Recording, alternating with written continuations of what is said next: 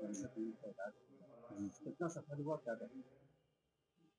सफल ये कि हमको रिज़ल्ट चाहिए, एमआरआई करा के हमने देखा कि कितना रिज़ल्ट आ रहा है, ये तो मेन आपकी जाँच के आधार पे ही पता चल सकता है। मान लीजिए हमने कहा कि बहुत अच्छा रिज़ल्ट है, उससे कोई मतलब नहीं, हमको प्रूफ़ चाहिए, तो प्रूफ़ करके तो एमआरआई करा के पहले सर्जरी हुई, उसका रिज़ल्ट देखा कि एमआरआई कर कर के कि कितना रिज़ल्ट आ रहा है, उसका जाँच कराया, उसके बाद जो प्रूफ़ आया, तो उसके बाद फिर आगे हमें ये बताया कि ऐसे-ऐसे चीज़ ठीक हुआ।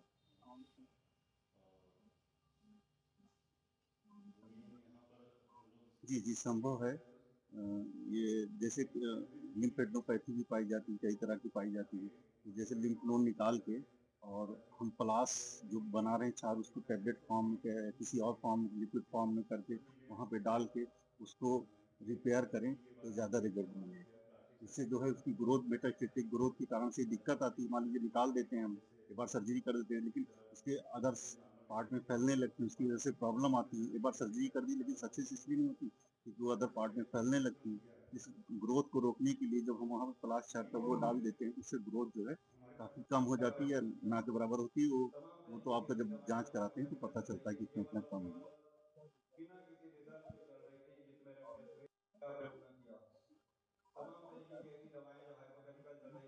जी, जी। हुँ।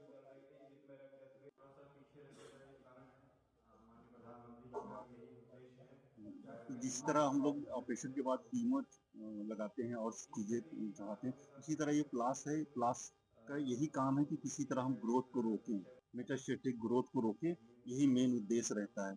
जैसे कीमो आप किस लिए चढ़ाते हैं? इसकी ग्रोथ के और पार्ट में मेन उद्देश्य इसका भी है। तो मान लिया हमने कीमो नहीं चढ़ाया और दूसरी दवाइयाँ उनको चढ़ाई क्योंकि हम आयुर्वेद पे काम करते हैं कि कीमो भी आप चढ़ा सकते हैं, तो हमको ग्रोथ रोकना है, कोई पैथी से मतलब नहीं, पेशेंट हमारे ठीक हों, पैथी तो अलग चीज़ होती है। अगर इस पे अगर आगे का काम किया जाए तो और अच्छे रिज़ल्ट आएँगे। इस पे अभी बहुत रिसर्च की ज़रूरत है कि प्लास्ट को और भी अच्छे से टैबलेट फॉर्म में किया जाए, लिक्विड फॉर्म में किया जाए, इसकी पोटेंसी अभी और बढ़ानी है। तो हमें पूरी पोटेंसी की दवा नहीं मिल पाई है, कई लोगों से कहा कि पूरी पोटेंसी की दवा ना मिलने की वजह से दिक्कत आ गया है।